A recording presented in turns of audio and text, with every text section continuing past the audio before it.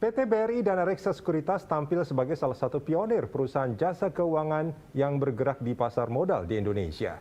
Sejak berdiri tahun 1992, BRI Dana Reksa Sekuritas mencanangkan tekad untuk selalu memberikan perlindungan terbaik bagi para customer-nya dengan visi menjadi the most valuable securities house in Indonesia.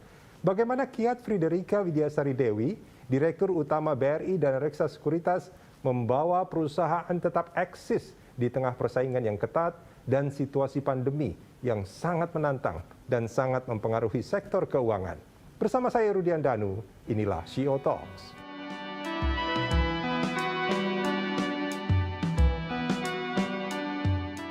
Pandemi COVID-19 melahirkan ketidakpastian bagi hampir semua industri. Banyak bisnis dipaksa beradaptasi dan berinovasi agar tetap bertahan.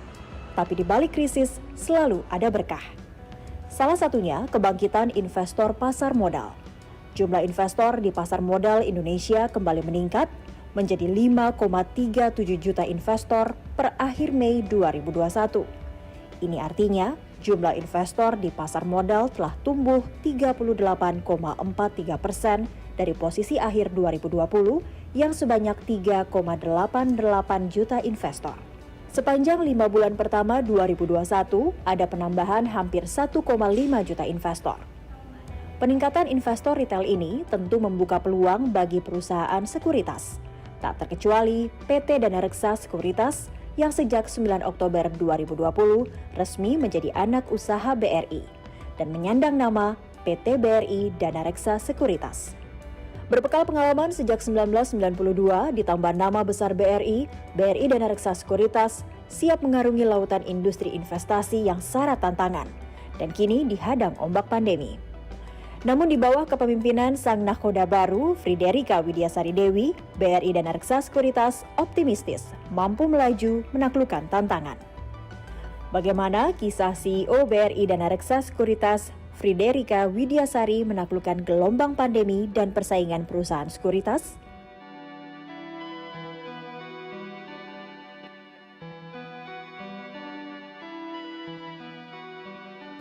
Ya, dan saat ini saya sudah bersama dengan Direktur Utama BRI Dana Reksa Sekuritas, Ibu Friederika Widiasari Dewi atau biasa disapa dengan Bu Kiki. Apa kabar Bu Kiki? Baik, Mas Arudi, apa kabar juga? Baik. Ini saya senang sekali sebetulnya kalau nanya ke orang gitu kabarnya baik, karena selama pandemi ini, apalagi di dalam beberapa minggu terakhir ini, sering banget dengar kabar yang mungkin sedikit bad news atau bahkan sangat bad news ya. Makanya kalau ada yang orang bilang kabarnya baik, itu ada perasaan semangat sebetulnya. Jadi agak optimis sebetulnya nih Bu Kiki. Nah, ini juga kan sebetulnya betul. Nah, ini juga kan sebetulnya sangat terkait dengan dunia bisnis dan segala macam, juga ekonomi dan segala macam. Nah, Bu Kiki, selama lebih kurang 1,5 tahun, kalau saya tidak salah ya, koreksi kalau saya salah nih Bu. Ini kan Dana Reksa berubah menjadi BRI Dana Reksa. Nah, ini apa yang membedakan sebetulnya selama lebih kurang 1,5 tahun ini dari BRI Dana Reksa sekarang yang dipimpin oleh Ibu dengan Dana Reksa sebelumnya? Ya, terima kasih Mas Rudi, betul sekali saat ini seperti tadi Mas Rudi katakan, yang paling penting saat ini adalah optimisme. Itu juga berlaku untuk kita semua yang ada di dunia bisnis ya saat ini, bagaimana kita menyikapi situasi pandemi ini dengan tetap optimis ya, dengan tetap mencari peluang. Ya, apapun yang terjadi, kita harus bisa tetap mencari peluang. Nah, tadi seperti ditanyakan Mas Rudi, di tahun lalu Dana Reksa Sekuritas resmi berganti nama menjadi BRI Dana Reksa Sekuritas. Sebetulnya ini menunjukkan bagaimana setelah perjalanan panjang ya, Dana Reksa Sekuritas bagaimana kita semua tahu merupakan pionir di pasar modal Indonesia. Semenjak saya masih di Bursa Efek Indonesia, di KSI, Dana Reksa Sekuritas telah menjadi partner pasar modal ya, baik itu regulator, bursa dan lainnya dalam berbagai milestone perkembangan pasar modal Indonesia. Nah, makanya saya merasa tertantang ketika kemudian saya diminta untuk menjadi direktur utama dari Dana Reksa Sekuritas. saya masuk ke Dana Reksa Sekuritas dalam situasi yang sangat tidak mudah, Mas Rudi. Ya. Begitu saya masuk, langsung pandemi. Iya. Jadi langsung luar biasa, dari yang IHSG di level 6.000 jatuh ke level 3.900. Itu kalau kita tidak berkepala dingin ya, kita gagap terhadap situasi, itu mungkin sangat berpengaruh buruk terhadap bisnis yang kita jalani. Dengan segala keterbatasan, kita bisa terus optimis dan berupaya mencari berbagai peluang yang ada. Kembali ke pertanyaan Mas Rudi tadi, kita tahun lalu berganti nama menjadi BRI Dana Reksa Sekuritas, karena kita telah diakuisisi 67% oleh Bank BRI.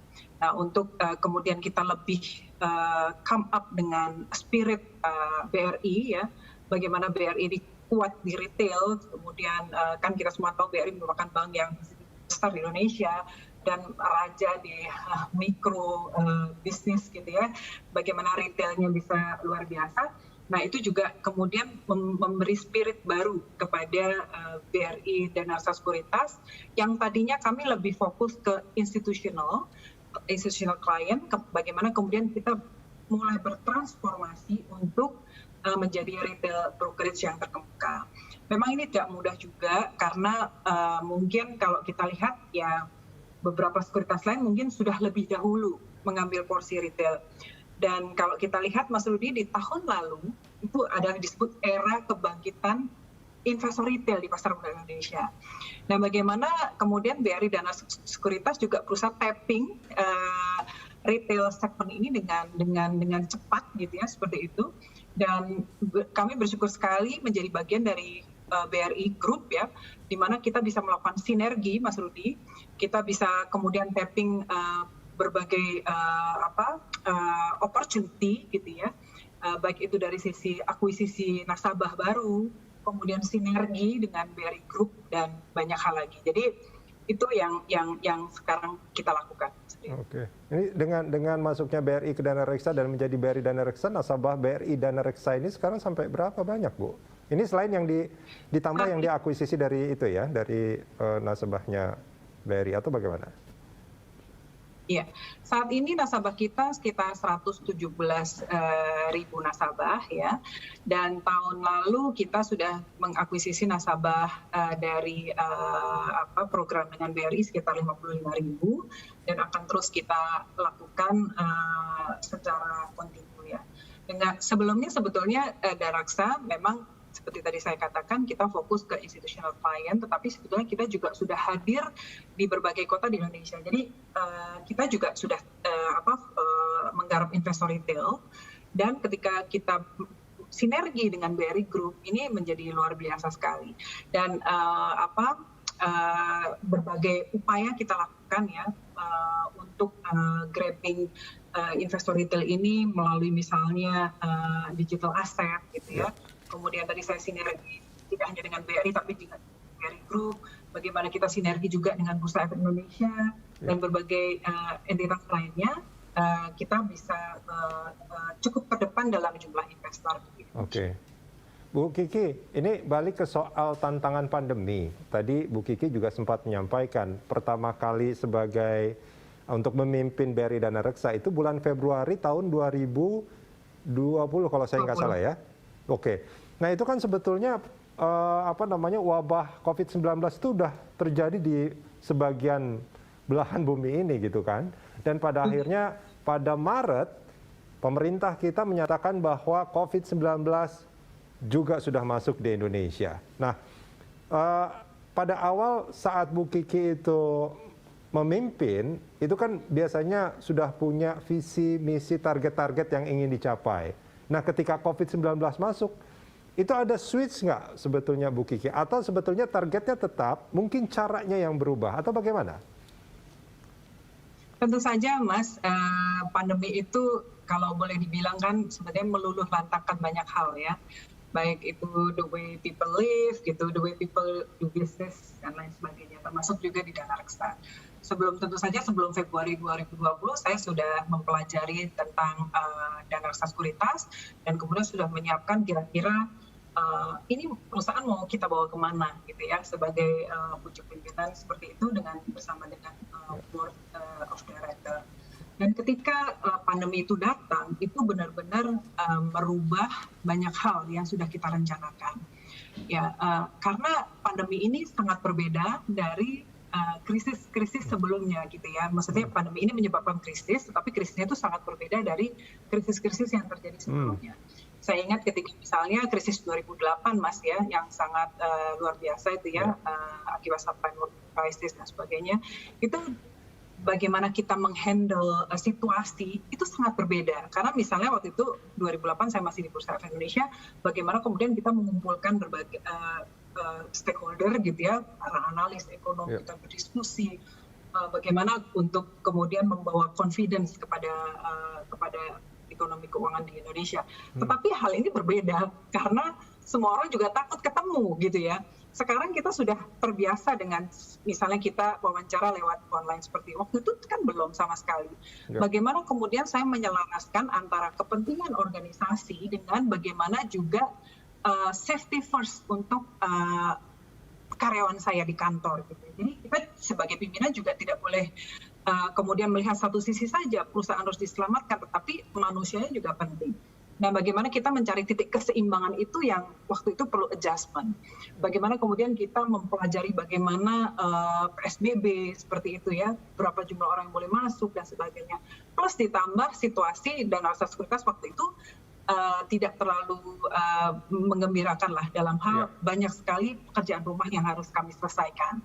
Akhirnya waktu itu kami terpaksa harus let go some of the people, ya kita melakukan PHK, ya kemudian kita melakukan restrukturisasi organisasi, ya bagaimana kita melakukan perampingan, kemudian kita melakukan digitalisasi. Kemudian kita menyederhanakan proses mungkin back office ya supaya semuanya terotomatisasi seperti itu ya. Jadi benar-benar perubahan yang tadinya kita pikir bisa pelan-pelan, tapi ternyata karena desakan pandemi harus kita lakukan dalam situasi yang cepat. Harus cepat ya. Di saat kita harus memikirkan keselamatan karyawan dan juga misalnya saya sebagai pimpinan di kantor, saya juga seorang istri, seorang ibu ya, yang harus juga semua berpikir tentang keluarganya dan sebagainya. Tapi itulah kalau kita punya clear vision gitu ya, dan kita selalu mohon petunjuk yang di atas, alhamdulillah semua bisa terlewati dengan baik. Oke.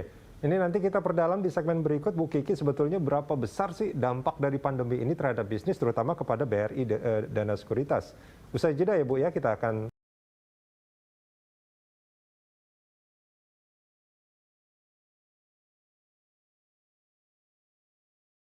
kembali di Shio Talks. Kita masih bersama Direktur Utama PT BRI Dana Reksa Sekuritas, Ibu Frederika Widiasari Dewi atau Bu Kiki. Bu Kiki, ini tadi Anda mengatakan bahwa banyak sekali proses yang pada akhirnya terpaksa harus dengan cepat dilakukan. Ada perampingan, ada digitalisasi yang memang ini sudah tuntutan dari eranya gitu ya, industri 4.0. Terus kemudian juga ada otomatisasi. Saya membayangkan bahwa sebetulnya dampak dari pandemi COVID-19 ini sangat besar sekali sebetulnya terhadap bisnis. Kira-kira seperti itu nggak, Bu? Betul. Kalau di perusahaan sekuritas itu kan kita ada beberapa line bisnis ya. Yang pertama broker dealer. Kemudian yang kedua investment banking, yang ketiga adalah advisory. Yang untuk investment banking, bagaimana kita membantu perusahaan untuk IPO, kemudian issue bond dan surat berharga lainnya, itu banyak sekali yang kemudian ditunda sampai dengan waktu yang tidak tertentu karena tentu saja issuer atau calon emiten kemudian melihat situasi yang tidak menentu, mereka kemudian menunda inisiatifnya untuk kemudian melantai ke bursa dan sebagainya. Itu banyak sekali kita mendapat penundaan seperti itu. Nah, di broker dealer di awal saat pandemi, Mas Rudi, itu semua orang gagap ya. Kemudian orang juga lebih banyak hold cash seperti itu ya. Kemudian mereka kemudian keluar dari saham, kemudian masuk ke instrumen yang lebih aman seperti obligasi dan sebagainya. Tapi kalau kita melihat ya, dengan kemudian orang sudah mulai mengerti tentang situasi apa yang terjadi dan kemudian adanya dengan work from home, ternyata saat itu adalah justru era kebangkitan investor retail kita. Bagaimana kemudian nilai transaksi tumbuh sangat signifikan dan jumlah investor retail juga tumbuh sangat signifikan ya. Per hari ini saja investor di Indonesia sudah 5,5 juta investor dan retailnya luar biasa kalau kita lihat juga mendominasi transaksi di Bursa Efek Indonesia. Nah dalam hal itu mungkin di kuartal pertama dan kedua kita cukup terdampak dari nilai transaksi yang kemudian menurun. Tapi kemudian di kuartal ketiga dan 4, alhamdulillah kita juga malah melihat bahwa antusiasme orang ketika mereka mungkin lebih banyak waktu di rumah, kemudian mereka mungkin lebih banyak waktu untuk memperhatikan perkembangan saham dan sebagainya, akhirnya mereka banyak masuk gitu ya. Yang lini bisnis ketiga advisory. Nah ini juga ternyata ada berkah juga dalam tanda kutip ya. Ketika kemudian situasi seperti saat ini, banyak kemudian perusahaan-perusahaan yang kemudian rethinking about bisnis strategi mereka. Kemudian mereka banyak membutuhkan advisor di keuangan karena Danarsa merupakan salah satu yang terbaik lah dalam bisnis advisory-nya. Kemudian juga perusahaan-perusahaan yang perlu melakukan restrukturisasi. Kita juga banyak sekali dapat proyek-proyek untuk advisory kepada perusahaan-perusahaan tersebut baik BUMN maupun swasta. Jadi memang di awal Mas itu kita sangat terdampak ya karena semua orang tampak tidak mengetahui apa yang terjadi, tapi kemudian seperti tadi saya sampaikan di situasi apapun kita harus bisa melihat peluang dan alhamdulillah di tahun 2020 di 2 semester terakhir kita 2 kuartal terakhir kita bisa mendapat peluang-peluang tersebut. Tapi memang perlu kami sampaikan bahwa situasi Danarsa Sekuritas sendiri sebelum terjadi pandemi, kita punya beberapa PR yang harus kita selesaikan. Akhirnya kita melakukan provisi, kita melakukan CKPN, kita masukkan ke tahun 2020 semua, sehingga di 2021 ini kita buku baru, insya Allah tahun ini kita sudah bisa performance keuangan kita akan semakin baik. Oke, Bu Kiki, itu kalau tadi disebutkan ada 3 layanan yang diberikan BRI Danareksa, ada investment banking, broker dealer, dan advisory. Itu yang paling terdampak sampai saat ini dari 3 layanan itu yang mana? Dan yang mana yang sebetulnya sampai sekarang justru bertumbuh di tengah tantangan pandemi seperti ini?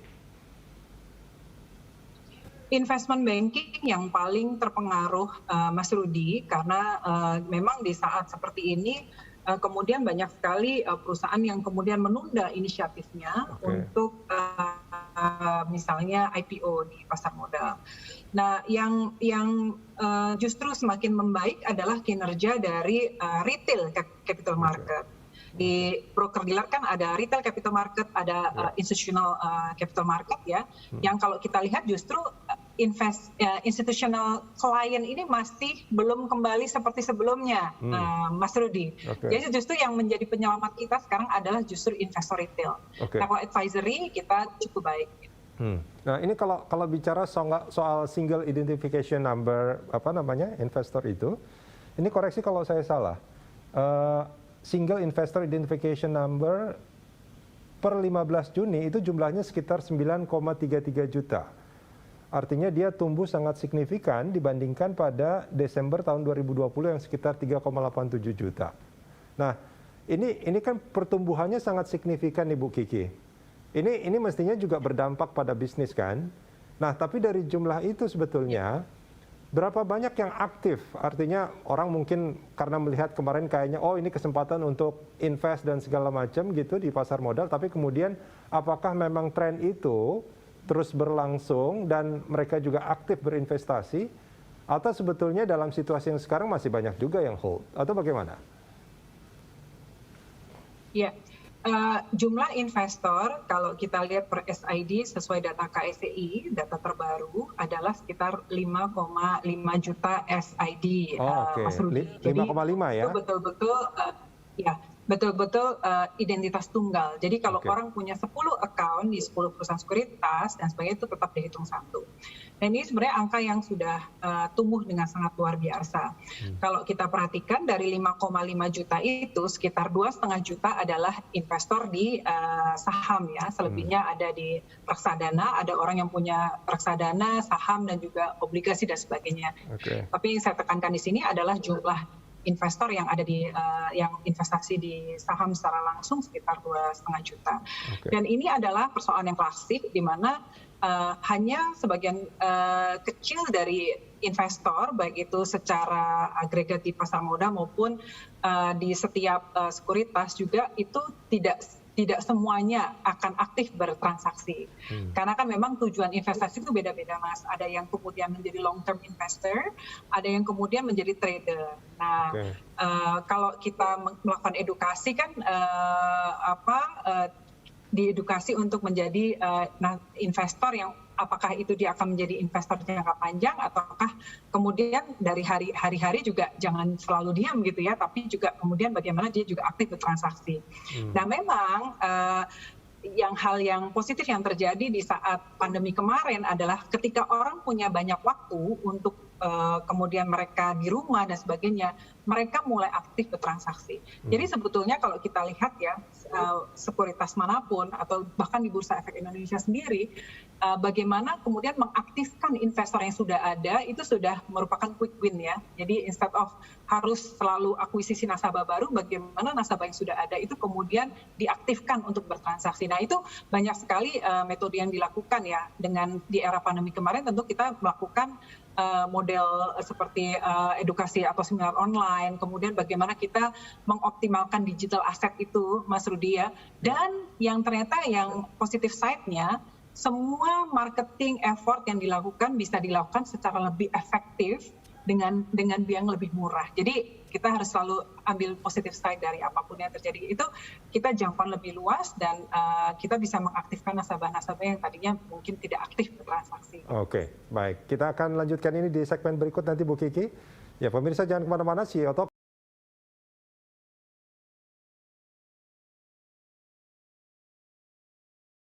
Di CEO Talk kita masih bersama Direktur Utama PT BRI Dana Reksa Sekuritas, Ibu Frederika Widyasari Dewi atau biasa dipanggil Bu Kiki. Bu Kiki, ini kalau kita bicara soal investor retail, ini pertumbuhannya boleh saya bilang sangat signifikan di dalam mungkin 1-2 tahun terakhir ini? Ya betul Mas. Jadi kalau kita lihat sebetulnya pertumbuhannya ini sudah sangat luar biasa. Kebetulan saya sudah 15 tahun lebih lah di pasar modal Indonesia. Kita melihat ada satu masa ketika jumlah investor di pasar modal itu hanya sekitar 250.000 dan tidak bergerak gitu ya, seperti itu. Karena ketika itu kemudian rekeningnya dormant ya, tidak ada aktivitas, tidak ada saldo, itu harus dihapus rekeningnya seperti itu. Nah kalau kita melihat sebetulnya pertumbuhan mulai sangat signifikan itu kalau boleh dibilang itu sekitar beberapa tahun terakhir ya, terutama sejak KSCI meluncurkan S-Invest ya. Itu suatu sistem yang kemudian bisa mengakomodir reksadana dan juga investor-investor reksadana bisa diberikan SID. Jadi sebetulnya jumlah investor pasar modal itu terus bertumbuh ya, baik itu dari investor yang kemudian reksadana maupun saham langsung dan sebagainya. Karena biasanya orang itu kalau pertama kali first timer di pasar modal biasanya mereka akan masuk ke reksadana dulu. Dan dari situ mulai kemudian angkanya terkonsolidasi dan kemudian terus tumbuh. Kalau kita lihat di 2018 kemarin angkanya sekitar 1,6 juta, 2019 naik ke 2,4 juta, 2020 naik ke 3,8 dan saat ini mau sekarang ke 5,5 juta. Dan ini akan terus bertambah karena ada berbagai inisiatif misalnya dengan Tapera ya, yang kemudian seluruh anggotanya akan di SID-kan dan sebagainya. Itu banyak sekali pertumbuhan yang terjadi. Ditambah juga dengan waktu saya di KSCI, kita meluncurkan simplifikasi pembukaan rekening efek. Jadi kita bekerja sama dengan Dukcapil ya, bagaimana memanfaatkan NIK penduduk ya, kemudian untuk mempercepat proses. Kalau dulu Mas Rudi untuk buka rekening investasi yang terdiri dari rekening dana nasabah, kemudian rekening efek dan juga SID itu bisa butuh beberapa hari, bahkan kalau misalnya orangnya itu ada di luar Jawa ya, yang kemudian ada kendala terkait pengiriman, kemudian verifikasi dan sebagainya itu bisa sampai 2 minggu. Repot, tapi dengan adanya luar biasa repot waktu itu. Dengan simplifikasi pembukaan rekening efek itu bisa dilakukan dalam waktu 30 menit. Termasuk di dalam sekuritas sekarang kita juga sudah punya simplifikasi pembukaan rekening efek dan ternyata sangat bermanfaat ketika terjadi pandemi seperti ini. orang kan tidak lagi mengisi formulir secara langsung, tapi mereka bisa semua langsung dilakukan secara online. Ya seperti itu. Jadi memang pertumbuhan luar biasa dan juga sosialisasi edukasi yang terus dilakukan oleh semua pihak dan juga adanya kemudian orang bisa secara online untuk melakukan trading saham. Jadi beda sekali pertumbuhan perkembangan zaman dan teknologi itu sangat mempercepat pertumbuhan investor Indonesia. Oke. Nah, bagi BRI Dana Reksa sendiri ini untuk menggait investor-investor retail yang sekarang sedang tumbuh itu apa yang dilakukan, Bu Kiki? Iya. Yang pertama tentu kita terus melakukan sosialisasi dan edukasi ya. Itu merupakan satu komitmen kita sebagai lembaga jasa keuangan juga terus mengedukasi masyarakat. Yang kedua kita melakukan sinergi dengan BRI Group ya. Kita semua tahu BRI basis nasabahnya luar biasa. Ya. Jadi kita bekerja sama dari seluruh cabang-cabang kita di daerah, bekerja sama dengan cabang-cabang Bank BRI dan juga dengan anak perusahaan BRI yang lain. Ya. Itu juga terus kita lakukan. Kemudian kita mengoptimalisasi digital asset. Ternyata kan sekarang eranya investor milenial. Kalau kita lihat dari data KSEI, jumlah investor milenial yang berusia 40 tahun sampai dengan 40 tahun itu sekitar 80% sendiri, Mas Rudi, dan mereka sudah semakin aktif ya. Dan mereka yang paling mudah untuk menjangkau mereka adalah melalui digital asset ya. Kita melakukan promo melalui Instagram, kemudian live Instagram, YouTube channel dan sebagainya, itu terus kita lakukan dan kita berbicara dengan bahasa mereka ya. Jadi seluruh materi kita melakukan marketing ya, kita sesuaikan dengan kebutuhan mereka, dengan apa yang ingin mereka tahu. Jadi misalnya kita riset kita tidak terlalu jelimet atau seperti apa, tapi kita harus tahu kalau millennials itu kira-kira yang ingin diketahui apa yang bahasa-bahasa yang mereka mudah untuk mengetahui, dan itu terus kita lakukan dan alhamdulillah sampai sekarang kita terus melihat pertumbuhan jumlah nasabah di kami. Sampai berapa banyak Bu Kiki? Tadi saya sampaikan 117.000, tapi terus bertambah dengan adanya kemudahan kita telah melakukan percepatan pembukaan rekening efek secara online. Jadi dengan sekarang kalau ingin membuka rekening di kami ya, kalau investasi itu ada 3 Mas. Yang pertama rekening efek itu sendiri, rekening dana nasabah yang terhubung dengan bank ya, dan SID itu bisa dilakukan semua dalam 30 menit. Artinya maksud saya yang 117.000 itu apakah selama 1,5 tahun ini atau sebetulnya itu secara keseluruhan sebetulnya, atau memang pertumbuhan investor milenial ini memang baru terjadi di mungkin sekitar 1,5 tahun ini atau bagaimana? Ya, itu adalah angka secara total, Mas Rudi. Ya. Ditambah kalau yang di tahun lalu kita bekerja sama dengan BRI sekitar 55.000 dari total karyawan yang kemudian menjadi nasabah. Ya. Dan dari pertambahan investor di luar BRI tadi, memang kalau kita lihat kebanyakan memang adalah milenial. Ini bisa saya sampaikan ketika saya masuk ke Dana Sekuritas, saya lihat pertama demografi investasi seperti apa. Loh kok nasabah kita banyak yang sudah aging nih gitu. Wah ini nggak teli nih dengan data pasar. Berarti ada yang nggak pas nih dengan ramuan kita melakukan pemasaran atau pendekatan kepada calon-calon nasabah. Setelah kita rubah ya, alhamdulillah kita sudah bisa mulai grabbing di investor milenial ini. Oke, tapi kalau dari amatan Bu Kiki sendiri sebetulnya ini saya juga agak tertarik juga nih. Kaum milenial kan umumnya itu masih mikir tentang ya mungkin kalau mereka punya uang mungkin lebih konsumtif mungkin ya gitu. Ada yang mungkin produktif, tapi ini mungkin pemikiran saya juga masih konservatif juga ini. Itu kebanyakan mereka belum memikirkan untuk kebanyakan ya, itu belum investasi untuk investment. Atau sebetulnya ini sudah banyak berubah atau bagaimana? Kalau saya lihat trennya semakin ke sini semakin berubah, artinya kita lihat statistik aja ya, usia investor semakin lama semakin didominasi oleh yang usia muda ya. Tadi 18 sampai dengan 40 tahun ini. Memang secara kepemilikan mereka tidak terlalu besar ya, kalau kita jumlahkan mungkin sekitar mereka memiliki aset sekitar 100 triliun ya, dijumlahkan seluruh yang usia di bawah 40 tahun ini. Tetapi kemudian aktivitas mereka bertransaksi di pasar modal ini sudah cukup mewarnai transaksi saham di Bursa Efek Indonesia. Kalau kita lihat memang sangat menarik ya, perkembangan pasar modal kita itu cukup menarik, Mas. Kalau beberapa tahun sebelumnya pasar modal kita banyak didominasi oleh foreign investor. Kemudian semakin ke sini sekarang nilainya sudah sekitar 60% itu adalah domestic investor. Nah, dari domestic investor sendiri itu kan dari institution client, nasabah dan juga retail, nasabah retail. Nah, kalau kita lihat sekarang jumlah investor retail terus meningkat dan aktivitas mereka bertransaksi juga semakin besar. Nah, tetapi ada tetapinya ini. Nah, yang buat yang newbie yang kemudian masuk ke pasar modal tahun lalu, di mana kemudian dari mulai yang indeksnya 6.000 kemudian turun ke 3.900 ketika mereka masuk, yang ada kan cuma naik terus tuh, Mas ya. Jadi mungkin experience-nya itu harus dibarengi dengan edukasi dan pengetahuan yang cukup, yang semakin banyak ya, supaya mereka nggak kaget karena namanya market itu pasti ada naik ada turun, tidak akan selalu dia bergerak ke atas seperti itu. Jadi pengetahuan itu yang harus dibekali, dan yang berhati-hati sekarang banyak juga influencer yang kemudian inilah memanfaatkan situasi ini ya untuk kemudian menimbulkan kadang-kadang kegaduhan yang tidak perlu. Tapi sebetulnya kalau investor milenial itu sendiri sudah memahami ya, mereka punya pengetahuan yang cukup, tentu saja apapun mereka juga sudah tahu arah investasinya akan seperti apa dan tidak ikut-ikutan. Baik, Bu Kiki, menarik sekali. Kita akan lanjutkan ini di segmen berikut ya, Bu ya. Sekuritas, Ibu Friderika Widiasari Dewi. Bu Kiki, ini kalau bicara soal digitalisasi dan otomatisasi tadi yang sempat disebutkan, ini ada beberapa aplikasi kalau saya tidak salah yang dimiliki oleh BRI Dana Reksa Sekuritas, betul ya Bu ya? Ada apa istilahnya? D1 atau D-Mobile? Iya. Oke. D1 namanya. D1 ya?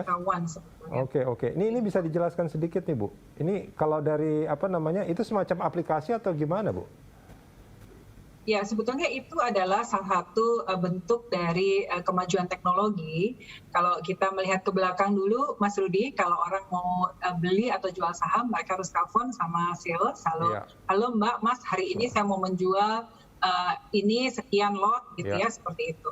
Nah, dengan adanya kemajuan teknologi ya, sekarang orang bisa melakukan transaksi hanya dengan jempolnya saja, gitu ya.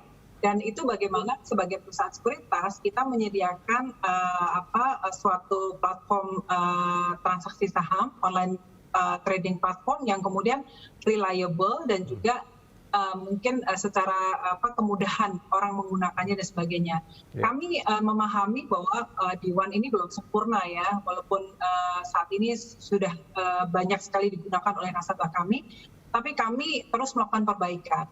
Dan saat ini kami sedang mempersiapkan satu online trading platform yang baru, yang insya Allah akan kita launching di akhir tahun, Mas. Jadi itu akan kita melihat dari best practice ya, kita menggunakan sistem provider yang dari negara yang sudah sangat terkenal akan kemajuan online-nya. Jadi insya Allah akhir tahun kita akan punya online trading system yang lebih handal dari saat ini. Nah, ini memang kalau bicara soal jempol, ya memang kan banyak istilah tuh, gunakan jempolmu untuk kebaikan, jangan bikin hoax ya Bu ya.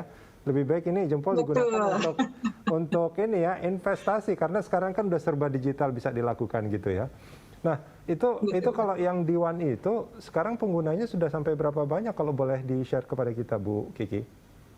Iya. Jadi memang untuk journey nasabah dari mulai mereka konvensional ya, konservatif, dan mulai selalu tergantung kepada sales sampai mereka kemudian bisa mandiri menggunakan aplikasi oleh mereka sendiri, itu kan perlu waktu. Saat ini kalau dari data yang kita miliki sudah 60% dari nasabah kita sudah menggunakan D1.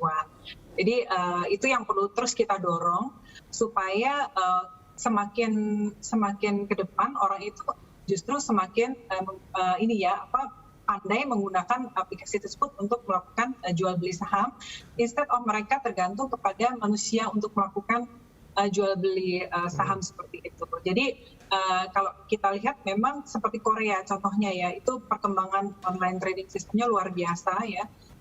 Kemudian proses bisnis yang kemudian yang tadinya mungkin konservatif ya, semuanya bisa kemudian menjadi online, dan itu sangat sangat memberikan manfaat yang luar biasa lah buat semua pihak ya, buat nasabah sendiri kecepatan dan transaksi juga lebih murah kan ya. Kemudian buat perusahaan juga ini juga semakin bagaimana jangkauan kita ya, selama nasabah itu terkoneksi dengan internet ya, itu sangat mudah untuk digunakan. Oke, Bu Kiki, ini saya dapat informasi ini dari riset teman-teman ini. Ini katanya Bu Kiki suka serabi ketan. Benar ya Bu ya? Iya, itu makanan waktu kecil. Oke. Makanan saya waktu kecil. Jadi sebenarnya kan banyak hal tuh membuat kita bahagia ya, banyak memori-memori masa kecil. Nah, salah satunya tuh serabi ketan. Karena waktu saya kecil tuh, waktu saya masih ngantuk-ngantuk tuh, orang tua saya pulang dari jalan-jalan pagi itu selalu dibelikan itu. Jadi baunya itu dari mulai saya buka mata tuh selalu bikin saya bahagia gitu. Apa karena rasanya gurih atau manis atau gimana itu? Mas, at the time makanan itu sangat sederhana ya, nggak ada seperti sekarang kan, anak sekarang makannya luar biasa. At the time kita sangat bahagia dengan makanan tradisional seperti itu, dan sampai sekarang kita terus bahagia melihat bentuknya, mencium baunya, dan merasakannya tuh sangat membuat kita bahagia. Oke, ini artinya kita bicara soal makanan yang lezat, tapi bukan ke situ arah saya nih yang saya pengen tanyakan, Bu Kiki. Di pasar modal saat ini, kemarin di awal pandemi itu kita tahu itu kan sampai drop luar biasa itu, hampir ke level 3.000 kalau saya tidak salah ya. Tapi kemudian dia terus tumbuh. Nah, sebetulnya dalam situasi yang seperti ini apakah pasar modal ini masih cukup lezat dalam tanda kutip ya bagi para investor sebetulnya untuk invest, karena dengan situasi yang saat ini serba tidak menentu? Kalau saya melihat kan pasar modal itu kan kita melihat prospek ya Mas ya. Tentu saja pasar modal itu yang mempengaruhi suatu kinerja suatu pasar modal itu banyak. Yang pertama adalah kinerja dari emiten itu sendiri, yaitu perusahaan-perusahaan tercatat yang sahamnya kita beli. Yang kedua adalah bisa faktor makro, perekonomian Indonesia, kemudian mungkin faktor dari luar Indonesia. Sebenarnya perekonomian Indonesia baik-baik saja, tapi kemudian ada faktor-faktor dari luar, misalnya waktu itu terjadi krisis di Eropa, di Amerika, yang kemudian membuat dampak di kita, atau misalnya terjadi suatu hal yang luar biasa seperti pandemi. Tapi sebenarnya kalau kita lihat misalnya bagaimana sebetulnya kinerja dari emiten itu sendiri, gitu ya. Kita baru melihat yang sudah ada di pasar modal kita ya. Bagaimana kemudian prospek ke depan. Nah, siapa bilang bahwa di situasi pandemi ini semua emiten berkinerja jelek? Tidak juga, karena banyak sekali sektor-sektor yang kemudian justru mungkin mendapat blessing in disguise, berkah gitu ya dari situasi saat ini, betul. Misalnya sektor pharmaceutical gitu ya, kemudian consumer goods gitu, dan lain sebagainya. Jadi sebagai investor tuh harus jeli melihat semua peluang. Itu kuncinya. Jadi saya selalu bilang, if you're a good investors, you can always make money despite any kind of market situation. Itu baru kalau kita melihat prospek yang ada saat ini. Yang kedua, sebenarnya kalau kita lihat pangsa pasar Indonesia itu masih sangat luas, Mas. Kalau kita melihatkan market itu kan lihat supply and demand. Bagaimana perusahaan saat ini sekitar 700 emiten, ya itu masih sangat sedikit dibanding dengan jumlah perusahaan yang kemudian sebetulnya potensial untuk masuk ke market. Bagaimana jumlah investor? 5,5 juta banyak nggak? Mungkin secara angka banyak, tapi dibandingkan jumlah penduduk Indonesia itu masih sangat kecil. Jadi sebenarnya potensi kita itu sangat luar biasa. Itu, Mas, kalau kita lihat. Jadi masih sangat optimis. Oke, kuncinya jeli ya, jangan ikut-ikutan juga mungkin ya Bu Kiki ya. Baik. Betul. Bu Kiki, kita jeda sebentar, kita akan lanjutkan ini di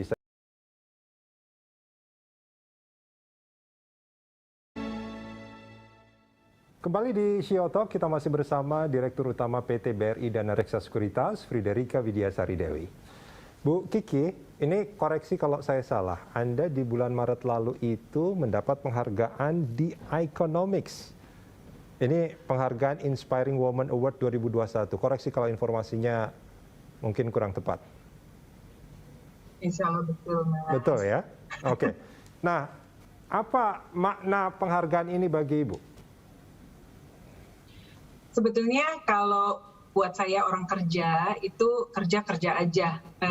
Saya bahkan nggak pernah berpikir untuk dapat penghargaan atau apa gitu ya. Tapi ketika hasil karya kita diapresiasi, ya tentu kita senang dan mengucap syukur kepada Tuhan, dan selalu ingat bahwa semua pencapaian kita itu adalah kerja bersama tim ya, tidak bisa kita kerja sendiri. Jadi saya mengucapkan syukur dan mungkin karya-karya yang telah saya lakukan itu dipandang bermanfaat buat industri. Oke, nah ini saya coba untuk garis bawahi tadi yang Bu Kiki bilang, bahwa ini juga selain usaha sendiri tapi sebetulnya ada kontribusi tim di situ, ada kerja tim di sana. Nah, sekarang Anda itu menjadi bukan sekarang, sebelumnya juga Anda pemimpin di lembaga yang lain. Anda sekarang memimpin sebuah tim yang tidak sedikit jumlah orangnya. Nah, saya itu termasuk orang yang percaya bahwa cara memimpin itu tidak hanya satu tapi banyak gitu. Bagaimana cara memimpin atau leadership Anda, Bu Kiki, supaya tim ini mau bekerja sesuai dengan visi misi, terus kemudian ya pada akhirnya memang mencapai kesuksesan bersama? Yang pertama, menjadi pemimpin menurut saya harus menjadi pemimpin yang bertanggung jawab. Bertanggung jawab itu seperti apa? Kita sebagai pemimpin, ya, misalnya menjadi direktur utama di satu perusahaan, kita menjadi orang nomor 1 di perusahaan, ya kita bertanggung jawab untuk membawa perusahaan itu ke arah yang benar, untuk membawa perusahaan itu menuju kejayaan seperti itu. Nah, untuk mengetahui bagaimana ke arah mana kita harus membawa organisasi, tentu kita harus melakukan pekerjaan rumah kita. Misalnya kita harus melakukan kita harus tahu internal kita seperti apa, kemudian faktor eksternal kita harus melakukan analisa. Kemudian kita harus memahami situasi saat ini seperti apa, dan kemudian situasi di luar seperti apa, perkembangan zaman, kemudian teknologi dan sebagainya. Dari situ kita juga kemudian melihat strength and weaknesses kita tuh apa, gitu ya. Kita melakukan analisa SWOT tadi ya, strength, weaknesses, kemudian opportunity, threat-nya akan seperti apa. Setelah itu kita harus ramu menjadi satu visi, misi, dan ini ketika kita melakukan ini kita tidak boleh melakukan sendiri. Karena jangan sampai ini menjadi program Bu Kiki, nggak bisa seperti itu. Jadi bagaimana kita mengajak seluruh komponen dari satu organisasi, pertama mungkin di board of director dulu, kemudian bagaimana lini manajemen di bawahnya sampai dengan level paling bawah, semua harus ikut merasa bahwa ini adalah program kita bersama, bagaimana kita bisa setiap orang sekecil apapun tugasnya ya, itu mempunyai andil atau partisipasi, mempunyai andil dan harus berpartisipasi untuk menyukseskan perusahaan menuju ke visi yang sudah kita tentukan. Dan itu harus bisa kita lakukan dengan melakukan komunikasi, dialog ya, dan kita harus terbuka ya, dan kita harus mau mengakui sebetulnya di organisasi kita seperti apa gitu. Jadi keterbukaan, dialog ya, dan itu menurut saya salah satu kunci bagaimana kita bisa kemudian mengajak orang itu buy in gitu ya, bisa menerima konsep kita, bahkan kalau yang lebih bagus merasa bahwa itu datang dari diri mereka semua sendiri. Gitu. Jadi itu yang salah satu yang saya pakai ketika saya masuk ke suatu organisasi, dan bagaimana kita mengajak orang itu, bahkan mereka yang kemudian akan mengawasi juga, kemudian mereka akan marah kalau misalnya ini bisnis yang lain, tidak seperti ini, harusnya seperti ini. Jadi kita melakukan ini secara bersama-sama. Jadi bagaimana seorang pemimpin itu bisa membawa seluruh orang di organisasinya itu menuju ke tujuan yang sudah kita sepakati bersama. Bu Kiki, ini sekali lagi saya garis bawahi. Ada di situ tadi disebutkan komunikasi, keterbukaan, dan dialog. Seberapa penting ketiga hal ini bagi Anda sebagai seorang pemimpin? Dan mengapa? Menurut saya penting. Semua itu harus dilandasi dengan tata kelola perusahaan yang baik ya. Bagaimana misalnya di level direksi kita harus selalu membicarakan semua hal itu secara bersama, dan kemudian ada mekanisme rapat direksi, kemudian rapat dengan komisaris, kemudian bagaimana semua hal itu kita put on the table gitu ya, kita bahas bersama gitu ya. Jadi jangan sampai perusahaan itu misalnya ini kan arahan dirut gitu. Dirut maunya gini, tidak seperti itu. Jadi itu perusahaan tidak akan belajar ya. Kita kan harus menjadi organisasi yang terus learning gitu ya. Dan saya selalu melihat ini salah satu hal yang menentukan kesuksesan. Kadang-kadang orang yang paling tahu tentang perusahaan itu adalah mungkin mereka yang sudah lama ada di perusahaan, cuman mereka mungkin harus kita gali sebetulnya apa sekarang yang sedang terjadi, permasalahannya apa, menurut kamu bagaimana kemudian kita harus, ya kita gali. Padahal sebenarnya mungkin seorang pemimpin tuh sudah tahu sebenarnya harus dibawa kemana, tapi bagaimana itu keluar kemudian dari seluruh anggota organisasi kita itu akan lebih baik gitu ya, keluarnya itu akan lebih, orang akan lebih secara bersama-sama semangat untuk menuju tujuan dari apa yang menjadi visi dan misi dari perusahaan kita. Oke, baik. Bu Kiki, Anda sekarang berada di posisi puncak sebuah lembaga. Anda masih punya mimpi lain setelah ini? Karena saya bergerak di industri jasa keuangan ya, mimpi saya bagaimana melihat masyarakat Indonesia semakin sejahtera dengan memanfaatkan instrumen-instrumen keuangan yang ada ya. Bagaimana kemudian financial literacy juga kemudian meningkat, financial inclusion juga terus meningkat, Mas. Karena sebetulnya ya seperti contohnya pasar modal lah. Pasar modal itu ada dengan satu tujuan sangat mulia, yaitu meningkatkan kesejahteraan masyarakat. Ya. Bagaimana distribution of wealth. Tapi kemudian bagaimana kemudian kita terus melakukan edukasi kepada masyarakat kita. Yang pertama supaya mereka juga memiliki akses ya ke sektor jasa keuangan secara benar dan bijaksana. Karena memang kalau kita lihat kan banyak sekali masyarakat kita yang kemudian sebenarnya menggunakan tapi tidak tahu. Atau kemudian salah ya memilih gitu. Atau bahkan lebih parah lagi mereka masuk ke skema-skema penipuan investasi dan hal-hal yang tidak bertanggung jawab seperti itu. Nah, itu memang menjadi tugas kita bersama, bagaimana secara bersama regulator, kemudian pelaku jasa keuangan dan konsumen sendiri atau investor sendiri, kemudian menjadi investor bertanggung jawab, mengedukasi dirinya, dan kita juga terus melakukan edukasi supaya kemudian mereka bisa secara bijaksana menggunakan instrumen-instrumen di pasar keuangan itu untuk meningkatkan kesejahteraan masyarakat. Seperti itu mimpi saya, Mas. Baik. Bu Kiki, terima kasih banyak sudah bersama kami di CEO Talks. Oh, satu pertanyaan lagi, saya lupa. Rekomendasi serabi ketan yang enaknya di mana, Bu Kiki? Baik, bercanda Bu Kiki. Terima kasih. Baik, terima kasih banyak sudah bersama kami di CEO Talks. Pemirsa, sampai di sini bincang-bincang saya bersama Friederika Widiasari Dewi, Direktur Utama PT BRI Dana Reksa Sekuritas. Kita jumpa lagi di CEO Talks episode mendatang. Sampai jumpa.